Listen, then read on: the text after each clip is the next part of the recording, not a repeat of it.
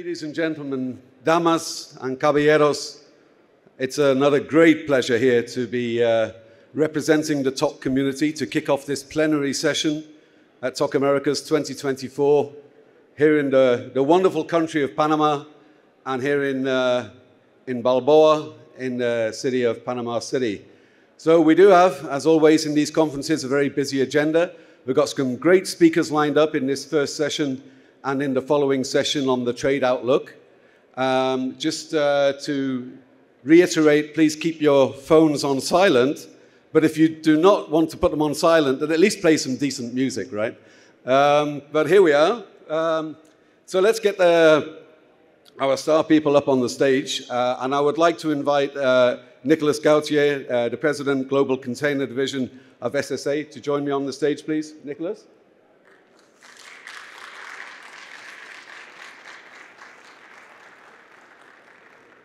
Perhaps if you sit under your photo, something like that. And then also another good friend of mine from the industry, Carlos Merino, who is the CEO for Peru and Ecuador from DP World. Thank you, Carlos. Perhaps if I sit in the middle between you, and then you sit under your name or something like that. Yeah.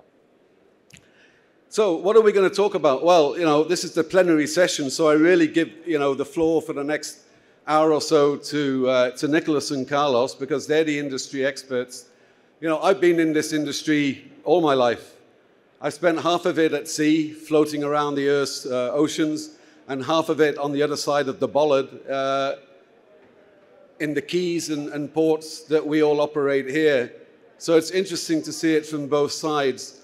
And I think the perspectives that you're going to hear and learn about today, with some, obviously some new insights into what's happening in the terminal world, in the region, especially in Latin America, but also North America as well, and the challenges that we face are hopefully going to, when you leave this room, you should be more educated. That's what TOC's all about. TOC is like a university, right? You're not just here to hopefully buy some cranes and buy some equipment. Those OEMs over there would like that, of course. But it's here to learn. We're all learning. I turned 60 this year, a young 60. And for me, it's a turning point. I set up my own company, and it's a little fish in a big pond. But we've got some big fish companies over here who are going to expand on what their organizations think of the industry, how things are going, what is the good, the bad, hopefully not the ugly. There's a lot of things out there, and I know, there's some key things in the last recent days, hours even, that's on the top of people's minds. But I think we'll strike the strike out of the discussions. I'm very hopeful that you've all got good questions. I'm sure we've got some great people with microphones around afterwards. I always like in these sessions that I want to know what's on your mind. You'll hear some great presentations from Nicolas and Carlos, but it's really also, hopefully that sort of inspires you to think about one or two questions. If you don't, then I'll kick it off. But look, what are some themes? Yesterday, the port tour, absolutely awesome. We visited PSA in Rodman. They've done a remarkable job over there in an old naval base. Our stalwart of Hutchison in Panama ports in Balboa, great tour around all their container and multi-purpose berths. Then we sped over to the other side, and that's the remarkable thing about Panama, right? The resilience of this country. So if you can't move it by canal, you move it by rail or road, and we saw that yesterday. We saw containers moving by train, by ship, and by road in one day from the Pacific to the Atlantic. We can't do that anywhere else in the world. We had a wonderful lunch at SSA in SSA Marine MIT, to use the new branding. And that was followed up by, probably the highlight of the day was actually visiting the Colón logistics park, which was full of Jägermeister and tequila. Not that we could sample it, but that's what their main business is, handling those pallets. Anyway, we're doing, navigation, geography, trade, rain. We had a lot of rain yesterday, no rain today. Canal depends on rain. draft limitations, all these issues, geopolitical. There's a whole bunch of lists. We've got about 50 minutes left now after my speech. So what we're going to do is kick it off. And I would like to introduce first our first speaker, which is Nicolas. And Nicolas Gauthier is the president of the Global Container Division of SSA Marine. A lot of us in this room know SSA Marine for their work in North America and in Latin America, but they do have some other interesting locations around the world. I'm sure Nicolas will expand on that. He's a multilingual businessman, and he has over 25 years of professional experience. He holds 3 master's degrees. I've got a master's ticket for a shipmaster's license, but he's actually got 3. So that's, you beat me there, mate, I tell you. And he's from 3 French Ivy League schools and from New York University. So well done with that. He's a member of the prestigious Corps de Défense des Eaux et Follets in France and was knighted as a member of the Ordre National de Mérite by the French government. He's also a father of 3 young children. We can't forget our families in this thing. It's very important. So he's currently the president of, at Carrix and SSA Marine. And yeah, Nicolas, the floor is yours. Thank you.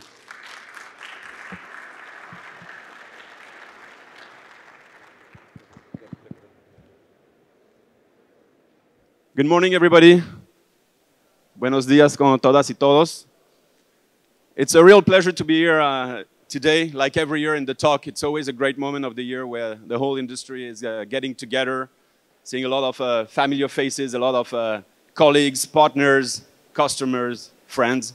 So very nice to be here today. As Paul said, it was a pleasure to sponsor this event and to welcome some of you yesterday in our great location, SSA Marine MIT in Cologne. And I hope those who were on the trip enjoyed it, in spite of the rain and in spite of the traffic jams. And for those who were not, I hope I can give you a little bit of light on what's going on in SSA Marine, including, of course, MIT in Panama.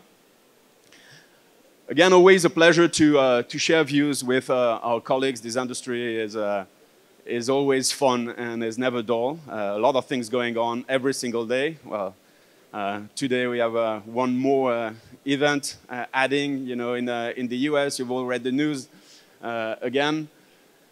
But I would say this is our day-to-day life, right? This industry, always something happens. And we have the situation around Israel, of course, Lebanon, Gaza, Iran. We have the war in Ukraine. We have the US elections coming and the tensions between the US and China. You mentioned the welcomed rain, but the last few months have been tough on the canal. Now we're back to normal, but you all remember this year has been very difficult with a lot of impact on on the global trade.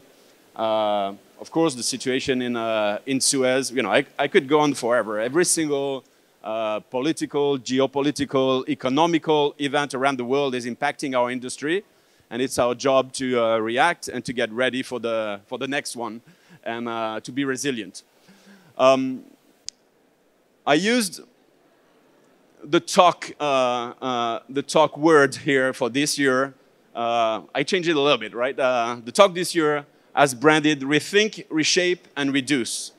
And I think it was very accurate to talk about what's going on in the industry and what's going on around the world. So as I said, I reshaped it a little bit. I started with Reshape, Rethink, Reduce, and I added one Expand to tell you a little bit of what SSA Marine is doing and how it is reacting and trying to impact the industry changes that we just mentioned. So a few words about us.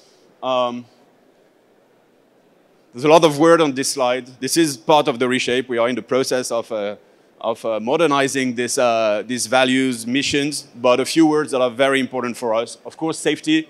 I think we can all agree in the industry this is our #1 priority. It's risky business, a risky industry, and we need to protect our people. I want to insist on the word partnerships. We operate, we're going to talk about it a little bit, in many different locations around the world, and we do that most of the time in partnerships with other port operators, with carriers, with BCOs. So partnership in our industry, I believe, is a very, very important word. And again, a pleasure to see all of you here today and to be able to talk about all of this. And of course, our people. We are in an industry with a lot of jobs. SSA Marine has more than 17,000 people working around the world and counting. It all depends always how you count, but it's a growing number by the day. And hiring the best people, training them, and again, protecting them is obviously very high on our agenda. We operate, as mentioned, in many different locations, around 250 locations in the world. And we are in the container business, of course. This is a container conference. But we also do some cruises, break bulk, ro-ro, rail, and technology businesses. And we're going to talk a little bit about it. SSA Marine is a US-based company. Based in Seattle. The headquarters are in Seattle. And you can see here how since the beginning of the history of SSA Marine, 75 years ago, we're going to celebrate in October this month, 75 years of existence. And the company has grown mostly, as you can see on this slide, in North America, then Latin America, and also in a few other locations around the globe. So, reshape, rethink, reduce, and expand.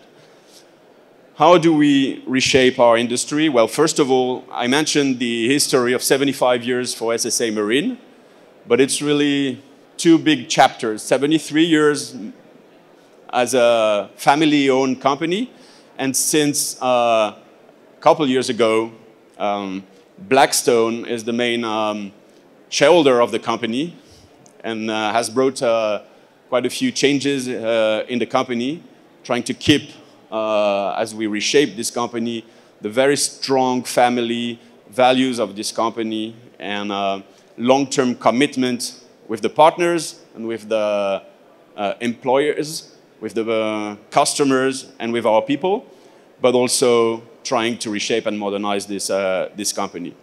And here's the new executive team of the company, with our CEO, Uffe, our CFO, Jamie, Lauren is the head of the conventional division, and myself running the container division. This is the executive leadership team of the company. We talk a lot about diversity. I really like the diversity here.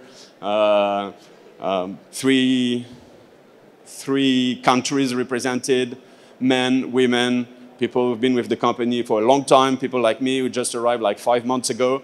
And I think that's what really creates values, again, people, connections, and we work super well together trying to reshape this company and impulse a new pace. As a family-owned company, the core structure was very light, and we are now building up on this and trying to bring some expertise to support our businesses all around the world. And those are new core functions that we have integrated, and we're onboarding a lot of new people helping us to grow this company and create some structure to support the business unit. And a lot of the GMs of the container terminals are here in the room, and I'm very happy to have them all here so we can keep working together. All these core functions are supporting all our business units. Again, this is something we really want to keep, this spirit that the head office is not here to create more burden to the local businesses, but really to support the businesses and to help them deliver more and better.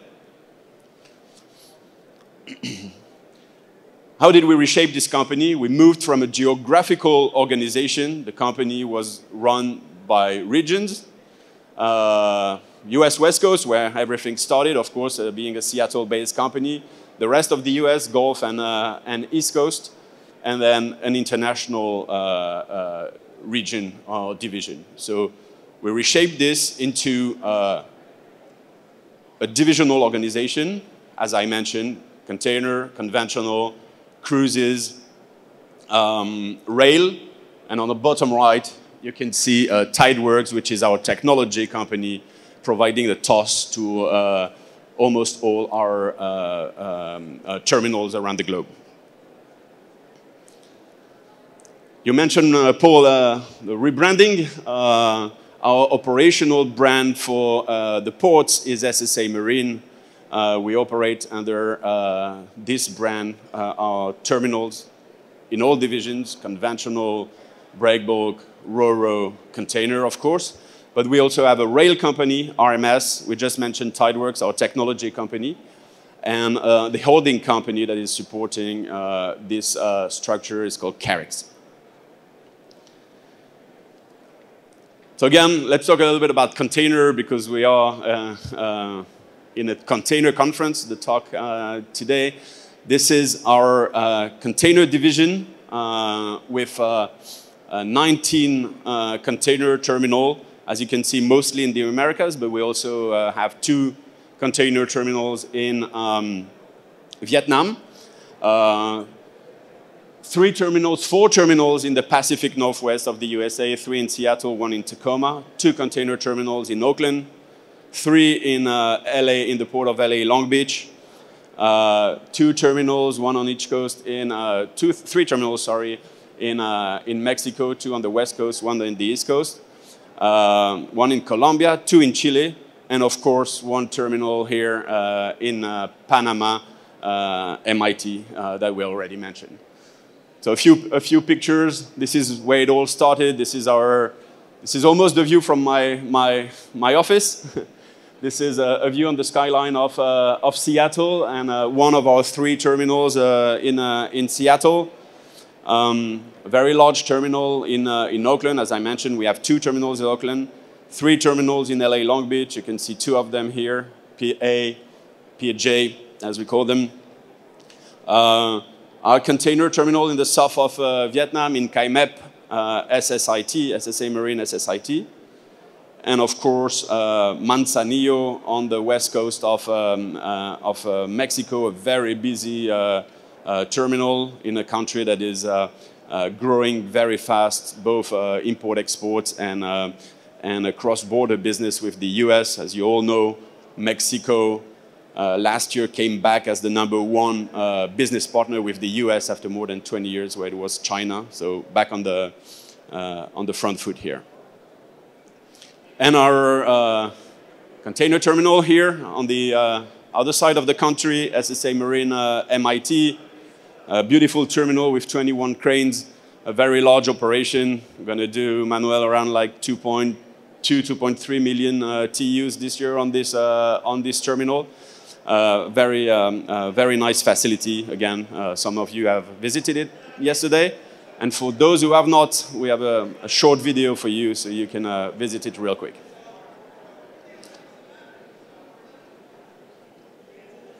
We need the sound, please. No había nada. Que todo esto era como un estacionamiento.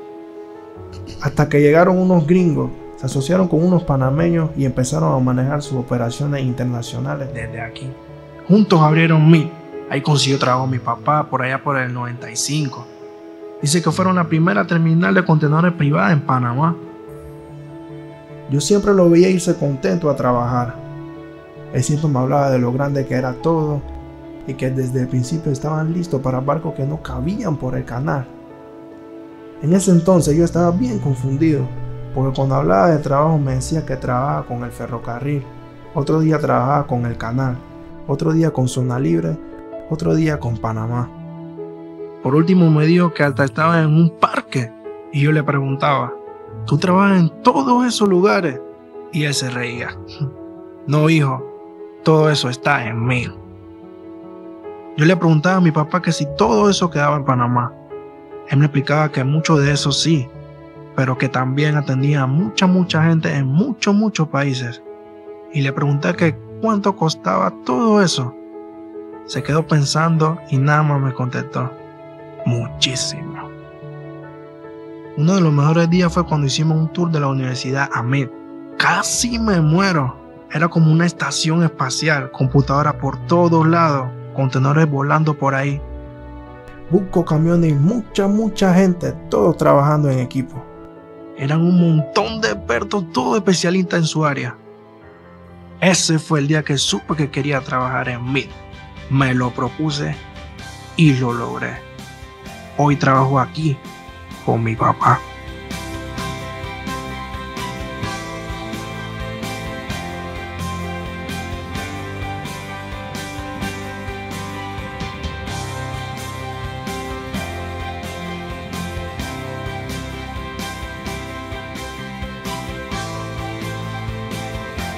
Aquí somos una familia que no solo hace las cosas bien, sino que hace el bien.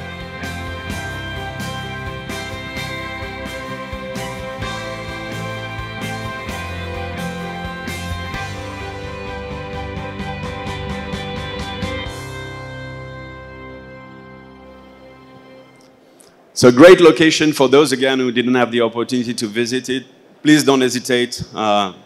Some members of our team are here. We're always very excited to receive you guys and show you. It's almost a little lab when we do some RoRo. We do, of course, a lot of containers, a big transshipment hub. We have some ASCs, we have some RTGs, so it's almost a showroom when you can see all type of different ways of operating. And again, we have a fabulous team in MIT. If you would like to visit this facility, please don't hesitate to get in touch with them or with us. A few words on the other activities. We talked a lot about containers, of course, today. But we have a large conventional division, mostly in North America, as you can see here. But we go all the way to New Zealand with some operations. We just sold some operations in South Africa. A very large RoRo business all over North America, including here. We talk about the RoRo business in MIT, but as you can see, we cover a very large scope in North America. A huge cruise division. We acquired a few months ago Cirrus in the US, and we almost doubled the size of our cruise business with a lot of new greenfield and brownfield projects to expand our cruise division in the coming months and years. A rail division, we operate a lot of rail yards with all Class A railroads in the USA. And again, our technology TOS branch called Tideworks. So we talked about reshaping. This is the new shape of the company in this changing world, but we also rethink the company and using data to help us make the right decision and being better operators. So we have a strong strength, as mentioned, is that we're all using the same TOS. So that's a great opportunity and a great way to gather the information, because we all know that the base is having the right data and in the same place, in the same format. And it can seem very easy, right? Even when you got the same TOS, but some people would store the information about Maersk, for example, with the code MSK, and some other will store it with MAE. And then, of course, the machine is not going to understand those two are the same customers when you aggregate your data. So we all know the source of a good system, good artificial intelligence, machine learning is based on good data. And this is a very strong turn that we're taking in the company, investing a lot on collecting and storing the right data in the right format in order to use it. So we just mentioned AI and machine learning. We could go on forever on this one. It would almost require another TOC, totally specialized on this one. We've all seen the first applications of artificial intelligence in our day-to-day life, in our work, and of course in our industry. Well, pretty much everywhere, in everything we do every day as port operators, we could use machine learning or data. Probably the most obvious application being what port operators, and there's a lot in this room here, have tried to do their whole life, first with a pencil, then with Excel sheets, and now using machine learning and artificial intelligence, is trying to predict the dwell time in order to store the container in the right place, right? So this is a very important development and application for the coming months and years. Sustainability, of course, and I'm sure my friend Carlos will also mention that very important path forward that the industry is taking, and we're partnering with DP World and other leaders of the industry to push sustainability in our industry. We are investing massively in our terminals, in electric equipment. We have more than 200 already pure electric equipment or zero emission equipment running on our terminal throughout the portfolio. We're investing in hybrid equipment, electric RTGs, LED lighting, solar installations, renewable diesel. And I was talking about MIT being a lab, but we have some other location, mostly in California, where we basically test every single type of new technology, being electric or being hydrogen fuel cells. We really want to have a good and in-depth operational knowledge of what's available, the strengths and weaknesses of every single one technology to make the right decisions for the future. One example here, I've taken any one of the terminals because, again, we have a very strong agenda and we're investing massively. Another Manzanillo, not the one in Panama, the Manzanillo in Mexico, we've taken a very strong step forward by converting the entire fleet of RTG of the terminal from diesel to full electric. You know, a lot of terminals do it by steps, go hybrid, and then electric. We've taken every single one of the 52 RTGs that we operate over there, and we have converted them to electric RTG. And this is really the path, of course, for the future. Those electric RTGs are great, a little expensive. We need to talk to the manufacturers here in this conference to try to bring those prices down as an industry. But they are great, and they are reducing the emissions of CO2 in drastic ways. You can see here this project in Manzanillo represents 16,300 tons of CO2 emissions that are reduced. So this is a very important project for the future. And we have in the room Megan, who's the head of our sustainability team in SSA Marine. So if you guys would like to discuss this and push those initiatives forward, more than welcome again. In some cases, we are competitors, but when it's about sustainability and the planet, when it's about safety and protecting our people, we all in the same court, and we all have to play together to make those very important changes for the industry. Expand. As mentioned, we have very strong ambitions. In the Americas, according to the latest Drury annual report, SSA Marine is the #1 port operator. Whether you look at gross throughput or equity throughput, which is the second slide, this includes, just to be clear, stevedores activity that we do. We are in the Americas, you've seen the map, the leader in the industry. But as you saw also, there's a whole part of the world and places where we could continue to expand. And again, this team and this company is very ambitious with very strong shareholder structure and is ready to take it to the next step.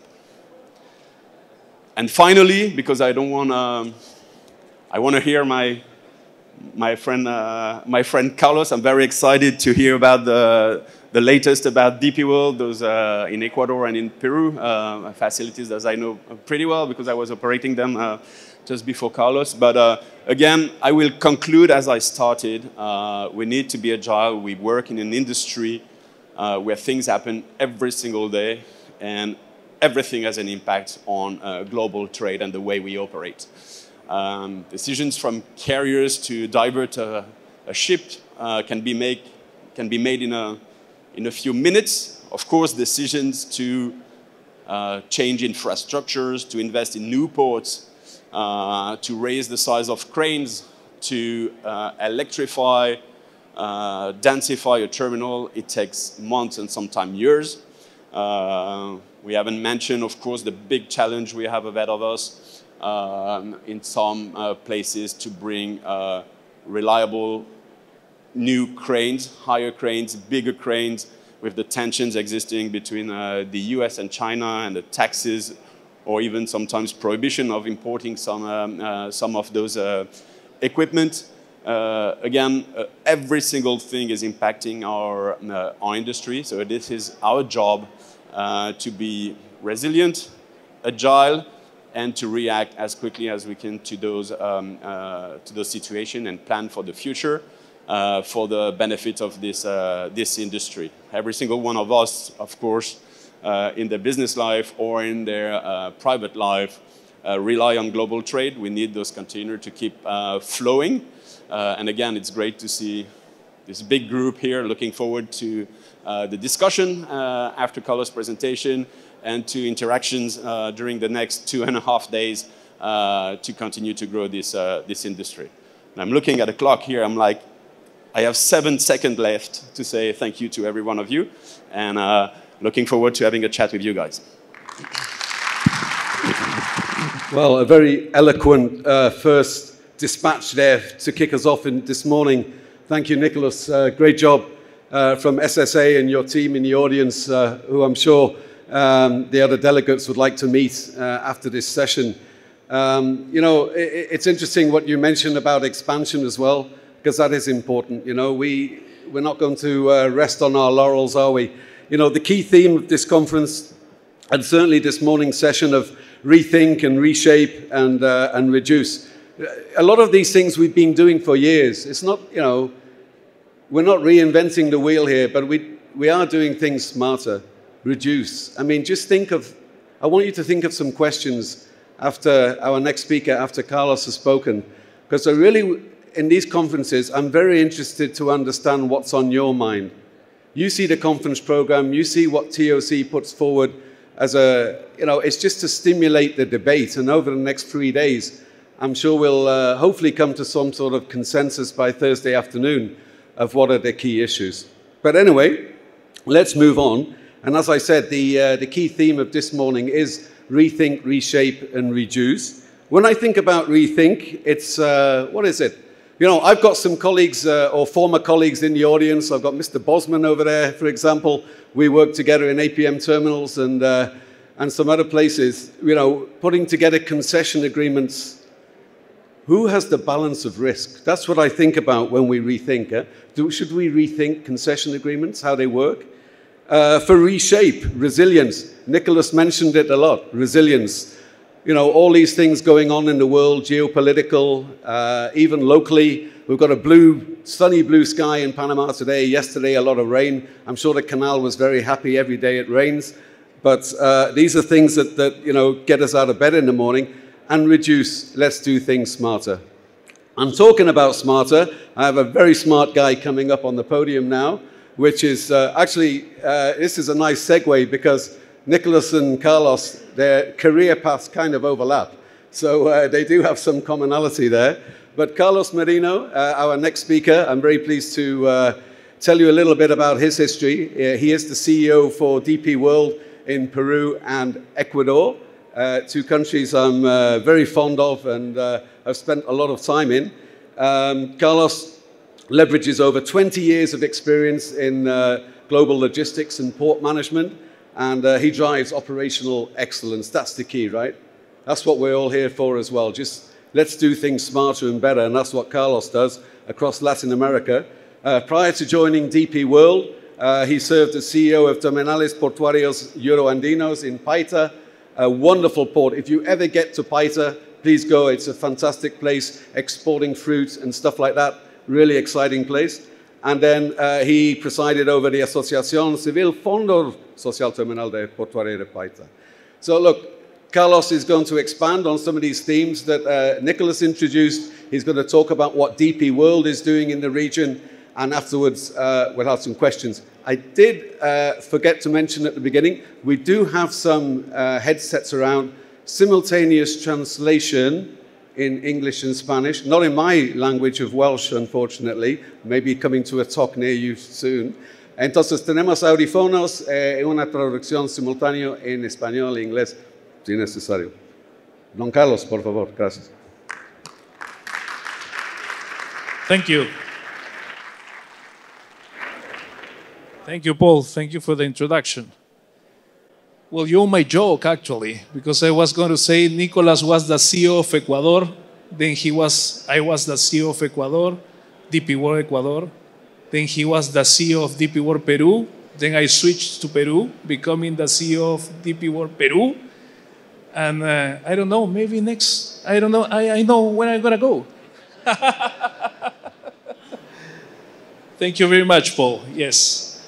Well, basically, what I'm trying to do here is to link what are the topics of the TOC, rethink, reshape, reduce, into what has been doing as DP World. Because basically we have been doing a lot in the last years. Transforming global trade. Global trade has changed a lot. Our customers have changed a lot.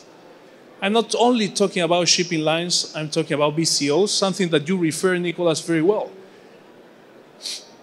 We constantly extending our scope of services. I mean, not only to be port operators, but also to be logistics operators. I mean, the consumer expectations have risen a lot. So we're building connections to our assets to end-to-end, offering an end-to-end solution to the main customers. And now the supply chain is very important. Always have been important, but now it's evident. So we are adding creativity and innovation into what we have been doing so far as port operators and now as global logistics operators.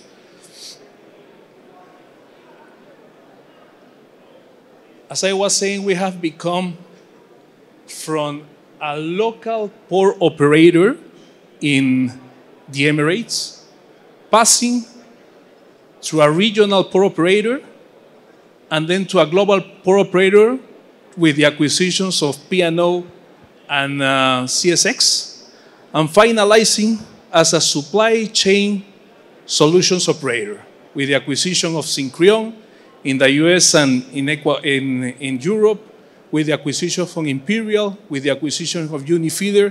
So that's the journey of our transformation. We are rethinking and not only doing what we have been doing many years ago as port operators, but also going further and going into the BCOs and showing them that we can give them solutions as logistics operators. We handle approximately 10% of the global trade through our assets. And when I say assets, it's not only ports and terminals, but also logistics parks, marine services, and obviously all the footprint that we have with the recent acquisitions. What we are trying to do is to offer, as I said before, a solution to the main customers. Port solutions, digital solutions as well, feedering solutions, terminal solutions. Really, that's a huge take and a huge risk from us, but we are in the middle of this journey. We have global operations in many countries, 800 locations. I'm not only talking about ports here, I'm also talking about warehousing, contract logistics, 4PL. We have presence in 94 countries, more than 100,000 employees, several nationalities. And what about America's network? Even though I'm in charge of Peru and Ecuador, I can tell you here what we are expecting in terms of our footprint in Americas. We have presence in 19 countries. We are more than 17,000 employees, different tech industry warehouses, auto industry warehouses, 14 ports and terminals. And our priorities is to go through the US US market and through the Mexican market. Enhancing what we have in Brazil, enhancing what we have in Canada, interconnecting all the assets that we have with the new activities that we are performing, strengthening what we have as a network in the freight forwarding business that we have started a couple of years ago, and basically doing all that, maintaining what we are in a core business, which is ports and terminals operators as well. Everything backing by our safety and sustainability strategy. What are the examples of this? Peru, for example. We have presence in 2 ports. Paita Terminal is a JV between Yieldport and DP World. We have presence in Callao. We are solely there. And in 2018, we acquired one of the main port-centric logistics companies in Peru called Cosmos Neptunia, offering not only the port services, but also different range of services since bonded storage, integrated services, reefer services, empty depots, and more. As I was saying, we acquired Neptune in 2018.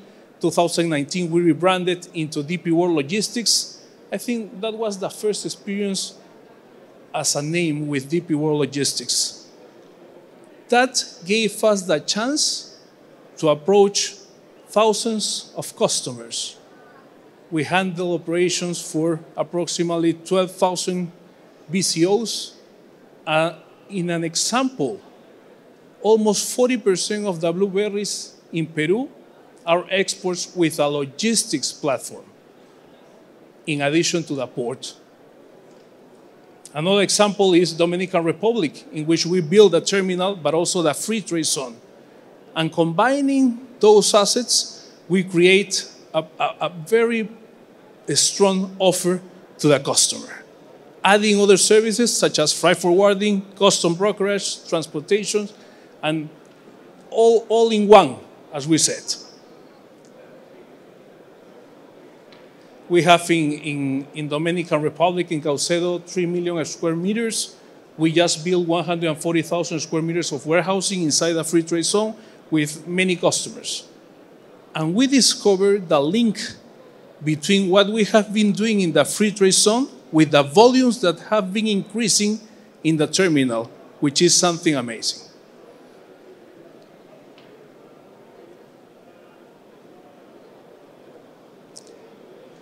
Ecuador, another good example. The baby Ecuador, Pozorja. Some of us believe in that project. And basically, in only 5 years of operations, this terminal, Pozorja, will be handling approximately 1 million TEU, jointly with a free trade area. Now, 4 years of operations approximately of that logistics park, we have Maersk as a main customer, DP World Logistics, and a very relevant local operator, Transoceanic, in the park. Strengthening our capabilities, reshaping the global trade, how we serve to the network of the shipping lines, investing a lot. We have invested in Chile approximately $400 million. We have 2 terminals, Lirquén and San Antonio. We handle containers, ro-ro, breakbulk. But we have challenges there. Basically, the regulatory change, some of the concessions are going to end in the next years. There are some talks about it. We don't know how to tackle that in terms of investments, but we have invested a lot, so we are optimism in that. The port closures in Chile, another challenge, and the security issues on the transportation. Very relevant one, since almost you can only manage transportation in the daylight, which is amazing. But we believe that we can create efficiencies through different innovation. For example, with a MoorMaster that we have implemented months ago, and in a project of railway that we have with the Railway National Company that is going to be put in place in approximately 2026 by the end, or 2027 at the beginning. Peru, that's a picture of the South Bay in 2005. There is nothing there. That is a picture now with the just launched Muelle Bicentenario. We have put in place approximately 2.7 million TEU capacity. Investment, approximately $1 billion, 2.7 million TEU capacity, more than 1,000 meter berth, 30 hectares of containers, of container yard. Relevant, very relevant, Callao. We handle approximately 90% of all the international maritime trade in Peru through Callao, and in our terminal, 60% of that. We have been growing a lot. In 2023, around 11-12% with 1.64 million TEU. In 2024, we're going to reach 18% more with approximately 2 million TEU by the end of the year. Both Pozorja and Callao are in the ranking of performance of the World Bank. That's something relevant to mention. In Peru also, we have challenges such as the congestion in the port access, something that we have been dealing with the Port Authority in terms of creating an outer port that actually can save us from the potential congestions, insecurity in the transport sector, and some uncertainty about how are going to live private ports with public ports, something that we have faced in Ecuador before. Ecuador, Pozorja, the first deep water port in the country. The project totally is around $1,200 million. We have invested so far approximately $500 million, and we are about to increase capacity with an investment of approximately $150 million. A greenfield project, we start from scratch there. This terminal is approximately 80 kilometers from Guayaquil, and actually took some time to take cargo there. Fortunately for us, we serve first a service, the Eurosal service, then the AXA service from CMA, and finally, by the end of the last year, we serve 3 services of Maersk Line. With that, we're going to handle approximately 1 million TEU by the end of this year. We built the connection, the ground connection, and also the maritime connection. This is the only terminal in which we actually manage the access channel, which is very good in terms of knowledge from us. Moving that, we're going to finish with approximately 33 market share in the country with this terminal. We consider it's the most secure terminal in Ecuador because from the beginning that we enter in operations, we set up the scanners as a, let's say, part of our infrastructure. Years later, the government acquired that knowledge, and actually now it's mandatory for all the terminals to put scanners in their infrastructure. This is the berth expansion that we are going to start in November this year. It's going to be ready in 15 months, approximately $140 million. We will have 700 meter berth with the capacity to attend 2 vessels simultaneously.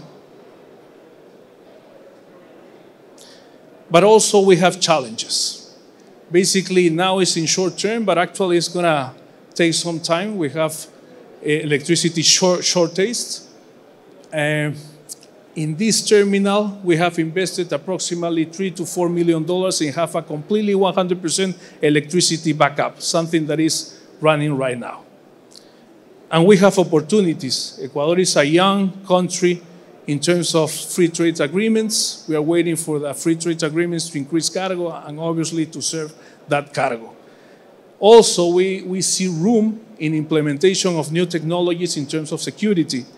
And also, we see opportunity that we manage the access channel, and actually we can go deeper if it's required. And Dominican Republic, the first terminal in DR, handling 70% of market share approximately, and with successful combination between the port and the free trade area. also have challenges, very transversal with other countries in Latin America. Bureaucracy, delays, but also we have opportunities. We have a very strong relationship with the government that actually make us to think that everything is possible in DR. And as a last topic, reducing the carbon footprint. We have set up a very strong strategy in terms of reducing our carbon footprint. This is a picture of what we have built in Callao, which I think is the only electrical substation for electrical ITVs in Latin America. We invested approximately $20 million plus the ITVs, and our aim is to take all equipment into electrical and start from electrical, because if you retrofit, it's going to be painfully. That's something that we have learned now.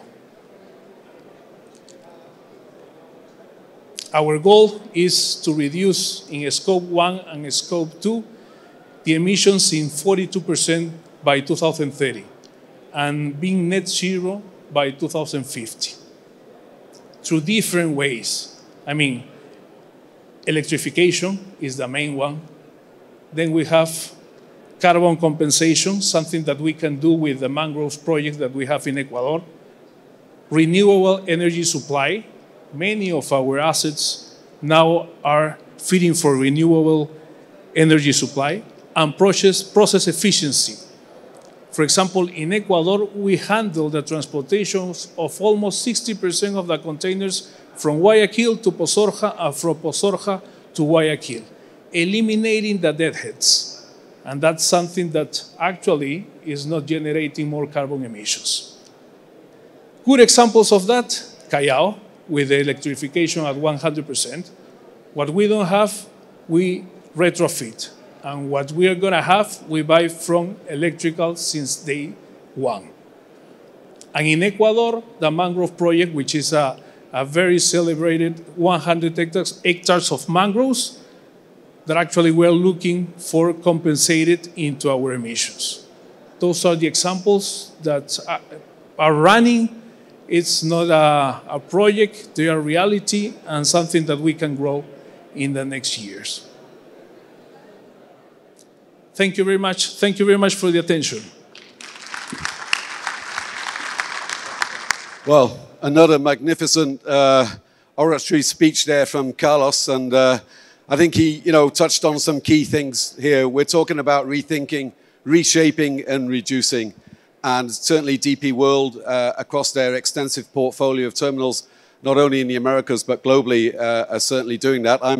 Personally, I'm based in Dubai, which is where your bosses live, and I see it there locally, and you're also doing a great job here in the Americas, as is SSA. And I think that leads me on to, I want to open up the floor, so please get your minds thinking about some challenging questions. Both Nicholas and Carlos have given you their time and put together some great thoughts on what they're doing in their respective organizations. But I think it's interesting up here on the stage to hear, what's on your mind? What are the difficult questions? Not too difficult, I hope, but, what are the elephants in the room out there? What do you think are the key issues that need to be discussed over the next 72 hours or so? I think the key thing for this conference, as I said, is rethink, reshape, and reduce. If we look out of the window, what a magnificent view, right? Just take a few seconds and look at that. The Puente de las Americas, the Bridge of the Americas, tropical jungle, ships going through the jungle. What a magnificent place Panama is. And Panama actually brings together these three core areas of this conference. When you look at the rethink, when the Canal Zone was handed to Panama back in 1999, they really rethought what we're going to do with the Canal Zone. And they've used just about every one of these old, military bases and things, even like the Naval Air Station at Coco Solo, which is now SSA Marine MIT, and places like that. So that's rethinking that Panama has done. They've reshaped. They had a referendum. The Panamanian people decided to build the third set of locks, the expansion of the canal. They've done a magnificent job. Yesterday on the port tour, We were at Agua Clara, and just tremendous. And I think that brings to the third point, which also Carlos mentioned in sustainability. The canal has also reduced its footprint. They have the water-saving basins in the new locks in Coclí and Agua Claras, and that's remarkable. I think that's fantastic that somebody came up with that idea. Water is a very precious thing. We know it's affecting our business. It's affecting what the canal does and the drafter ships, the capacity, the number of transits, but they're trying their best. So I think this is remarkable what's been done and what they will do in future years. Now, talking about who our customers are, who are the customers for Carlos and Nicholas? Well, obviously the carriers. The carriers are a key part of that, but also the BCOs. How do you handle all these issues that are going on? You know, the Houthis firing missiles at ships in the Red Sea, all the conflicts that have been outlined today, you know, lack of water sometimes, things going on in North America with work or lack of work or some things like this. How do you keep your customers happy? The big R, the other R which is missing from the conference program is resilience. And Carlos and Nicholas have actually stated this multiple times. So I think I'll open up the question, and perhaps Nicholas, how do you build resilience into your day-to-day work to look after your customers and keep that cargo moving? No, thank you, Paul. That's an excellent question, of course. I think it's above all a mindset. It's having the right people. We talked about partnership. We talk about serving our customers, and I think it's really, the real value of those companies, long-term operators who have built those relationships. On the other side, you know, in the BCOs, logistics people, they have the same issues, and they know the business very well. They know that, unfortunately, we can't solve those congestions, those geopolitical situations with a magic wand. And so it's really about trust and showing our customers that we can, we are trying every single day to do the best to serve them and to try to find solutions, we mentioned it many times, agile, resilient, and trying to find solutions to bring the cargo. Those logistics people are very good, whether they are in the carriers or in the BCOs or within our port operating companies that know the business very well. And thanks to our port operations, to our off-dock, Carlos talked a lot about port-centric logistics, our off-docks, our warehouses, our network of business units around the globe. We can try to offer them solutions. Of course, it's never going to be perfect when we have congestion. The container is going to wait. But I think it's very important to show them that we are looking for solutions and finding solutions every single time. Thanks, Nicholas. Carlos, any thoughts on resilience? Sorry, in addition of what Nicholas said, I will tell something concrete, which is capital allocation. You want to be resilient, you have to invest in what's going to give you more return. In terms of logistics, it's lower. In terms of ports, a little bit higher, but actually taking care of your capital, taking care of the capital allocation, not only in terms of money, in terms of people, it's going to be a good recipe to be resilient in these times. Thank you. Ladies, gentlemen, I think we have some microphones out there in the floor, as usual. If you do have a question, I see some hands shooting up. That's gives me some encouragement. Please, when I call you to speak, please stand up if you can, and then state your name, organization that you're representing, and your question. Please go ahead. Can we have the sound on the microphone, please? Over here.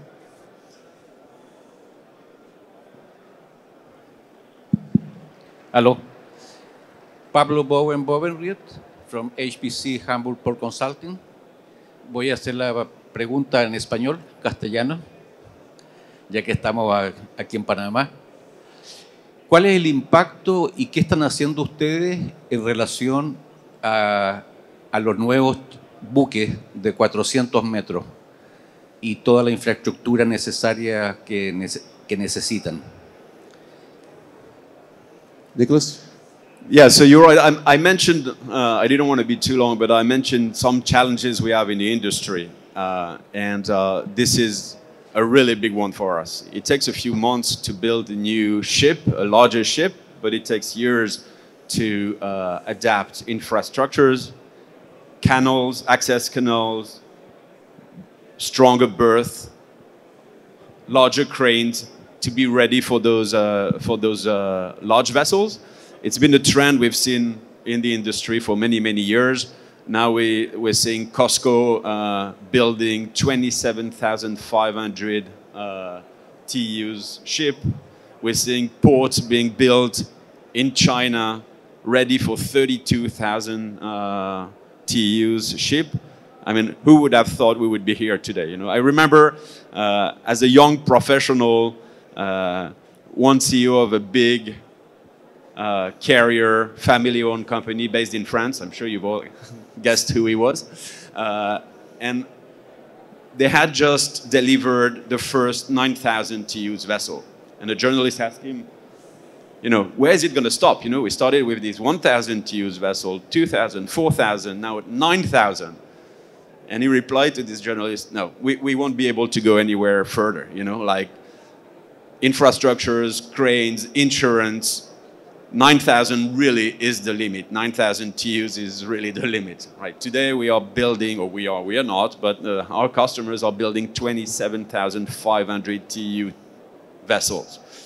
So this is a real challenge, and this is where we need to be smart and look at the trends of the future and adapt the capacity. And again, we need to think about this far in advance, because getting permits, building new berth, enlarging the channels, dredging, purchasing new cranes, it takes years. So we need to be ready for those vessels in the key locations. Carlos? Le voy a responder en español, ya que fue tan amable de hacerme la pregunta en español. Bueno, básicamente lo que dice Nicolás es correcto. Lo que hacemos es invertir más. Eso es lo que hacemos, de alguna forma. Alinear a las autoridades para que permitan que estos grandes buques puedan entrar. Y con eso estoy hablando de la autoridad portuaria o de las autoridades portuarias y de la Marina también. Pero si esa es nuestra parte, ¿qué corresponde a la parte o a la otra parte de los gobiernos como tal? Ofrecer cierta predictibilidad, porque realmente no puedes invertir más si es que las reglas no están claras a nivel de los contratos de concesión, o si hay algunos contratos de concesión que van a expirar y por lo tanto no tienes visibilidad de inversión como tal en un largo plazo. Ese es el problema en algunas cosas. O sea, realmente es lógica la respuesta. Para soportar estos buques hay que invertir más, pero para invertir más sí se necesita cierta predictibilidad a nivel de las autoridades, de los gobiernos, de los países. Gracias. Gracias, Hamburg Port Consulting, por su pregunta. ¿Alguna más?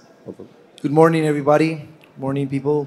Nice to see you, Paul, Nicolas, Carlos, Beto Carrillo, Ku from the Panama Canal Authority. Reshape, rethink, resilience. And today, a strike started in the East Coast and Gulf ports. You guys represent the West Coast ports in South America, which supply a lot of perishable goods that are consumed in the East Coast of the United States. And most of the main concerns are regarding to that. This new, because we had the Panama Canal situation last year, we had the situation in the Red Sea, now there's a new situation, a new reshape, a new resilience. How do you foresee this is going to impact trade? And how do you think it's going to be with the response of the ports, the response of the supply chain? How do you think it's going to reshape? Beto, thank you very much. I'm sure that's something that you have to work on every day when you're analyzing the future trends for your wonderful canal. Yeah, wow, that's a big question. Nicholas, any thoughts on that? Well, yeah, of course. I mean, we've been in this for weeks, right? Getting ready for October 1st, and I think it's today, if I'm not mistaken. So, of course, it's a major disruption for activities. I'm not going to comment on the reasons and the negotiations over there, you know. But of course, it's impacting massively the trade in the largest economy in the world, which is the US, with consequences pretty much everywhere else, including, of course, here we're sitting today in Panama with the canal. So again, I mean, it's really related to the first question we had, you know, and what we've talked about, Carlos and myself, this morning. This industry is all about reacting, anticipating, and reacting, right? Anticipating, reacting. Some of the events, we know they were coming. This one, we knew they were coming, so we were ready for that. We build up the capability to attract those volumes. We stay very close to our customers. We have some dock facilities to help our customer store containers during the situation. And we have, again, a network of ports, including our ports here in Panama, in Mexico, that can also be a relief for, in Canada, that can also be a relief for our customers and our BCOs. But we're in this together, and we don't know for how long, but we'll find solution like we always do. Again, I mean, like, we've seen the COVID with crazy volumes, and we've managed through this. And then we've seen 2023 with no volumes anymore. Everything went away, and we survived that as well. And we went through this, staying very close to our customers and our partner. And we're going to go through this one again. Thank you. Carlos? Well, it's soon to answer what's going to happen, but actually what we know is that it's going to impact the capacity. We will see capacity stress, as we've seen that before in terms of another factors. No? For example, in Caucedo, Dominican Republic, I mean 35% of the cargo we export is going to the east coast of the US. How is it going to impact that? I mean, we have to resist. We have to be creative in terms of manage the capacity stress that we will have if this is going to last some weeks. Let's hope not. Thank you, Beto, for a wonderful question there. I think, you know, we've got about 3 minutes left. If you have any more questions out there, perhaps, any thoughts? I mean, I think today, you know, this morning, we've kicked it off really well with Nicholas and Carlos. I mean, the overriding word that has come out of this, I think, I mean, Mateo and the conference editors who put this together talked about the 3 hours, but I will add resilience. I think that's the key word which is going to come through the next few days as we walk around the exhibition floor and talk to our industry colleagues. It's how to keep meeting the challenges, to look after our customers, as you said, Nicholas and Carlos. How to implement the new technology as well, to do things smarter. Bringing price down, well, that's a good thing. We all have to make a dollar, don't we? We all have to put some food on the table and shelter for our families and things like that. But I think if we do things smarter and use this new technology and AI and this type of thing, then get these machines to talk to each other, exchange of data, communication is already a long way ahead, you know, or it's a good step forward to take out waste in the system. Waste costs money. All the organizations that we work for and have worked for always have cost reduction programs. But some things, it's not just about, you know, just taking cost out. It's just doing things smarter will help you and help the bottom line as well. We do have another minute, but I would like to remind you of the next session as well, which is the market and trade overview coming up at 11:30 in about, what's that, about 20 minutes or so. Market, trade, and outlook, great session coming up here. Some great speakers. So please pop back in after you've had a coffee. But I think right now, I would just like to invite you to extend a warm appreciation for our speakers today, Nicholas Gautier and Carlos Marina. Thank you. Thank you.